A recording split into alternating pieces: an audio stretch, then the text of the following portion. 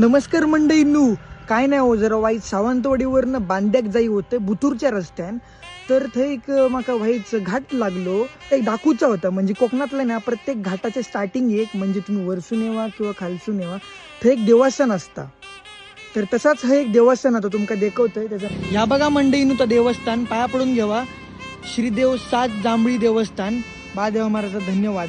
आणि हो जाता बांद्यात रस्तो आणि हो जाता वाडीक रस्तो.